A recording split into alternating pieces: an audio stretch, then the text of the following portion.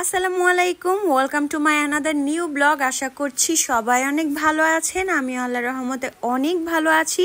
তো আজকে ব্লগটা অনেক ইন্টারেস্টিং হতে যাচ্ছে। তো আমি আর আমার ছোট বোন সব সময় ঘুরতে পছন্দ করি, আর আমরা দুইজন যখন একসাথে হই তখন তো আর কোনো কথাই থাকে না, প্রতিদিনই মনে হয় এদিক সেদিক ঘুরতে চলে যাই। আচ্ছা, জায়গাটা দেখি কি আপনারা গেস করতে পারছেন এই জায়গাটার নাম কি?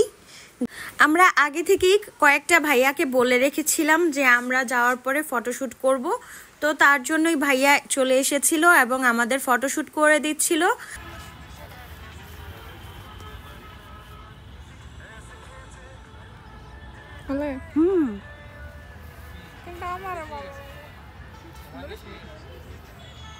আমারে ভালো লাগবো না, আমার তুইলা লাভ নাই।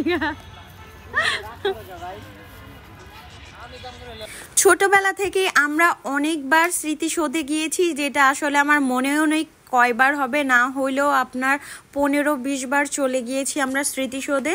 যতবারই যাই ততবারই আমাদের মনোমুগ্ধকর করে তোলে, কারণ বিশাল বড় স্পেস নিয়ে এই স্মৃতিসৌধটা তৈরি করা হয়েছে। এখানে লেক আছে, তারপর অনেক সুন্দর সুন্দর জায়গা আছে যেখানে বসে সময় কাটানো যায়, আর অনেক পরিপাটি জায়গাটা, তার থেকেও বেশি অনেক নিরিবিলি। তারপর এত এত মানুষ ঘুরতে যায়, তারপরও কখনো ভিড় হয় না, কারণ এই জায়গাটা অনেক বড়। তো এখানে আমার ফটোশ্যুট চলতেছিল, আর আমার ছোট বোন দূর থেকে বলে দিচ্ছিল এইভাবে বসো ওইভাবে বসো, কারণ আমার ফটোশ্যুটের কোনো আইডিয়াই নেই। যে কোনো পরিবার ছুটির একটা দিন এখানে সময় কাটাতে পারবে, কারণ জায়গাটা খুবই সুন্দর। ভিতরে কোনো খাওয়া দাওয়ার ব্যবস্থা না থাকলেও মানুষ এখানে খাবার রান্না করে নিয়ে যেয়ে তারপর খাওয়া দাওয়া করতে পারবে। আর এখানকার জায়গাটা আপনারা দেখেই বুঝতে পারতেছেন আসলে কতটা সুন্দর। স্মৃতিসৌধ সন্ধ্যা 6টার পর থেকে একদম বন্ধ হয়ে যায়, ভিতরে একটা মানুষও থাকতে দেয় না।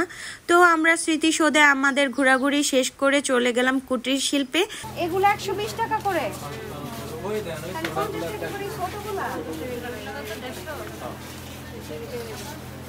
আর এগুলা 120 টাকা। 2 কালার দিতেন, নেন।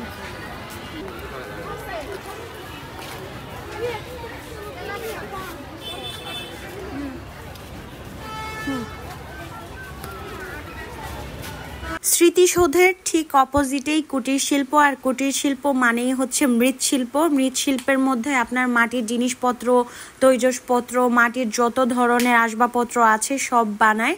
আর এখানে আমরা সরাসরি দেখতে পাচ্ছি কিভাবে তৈরি করতেছে, কিভাবে রং করতেছে।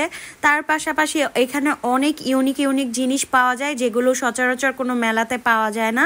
সো ওই দিন আমি কোনো কিছু কেনার উদ্দেশ্যে যাইনি, তার জন্য তেমন কিছু কিনতে পারিনি। কিন্তু কেউ যদি একবার মৃৎশিল্পে যায় খালি হাতে আসতে পারবে না।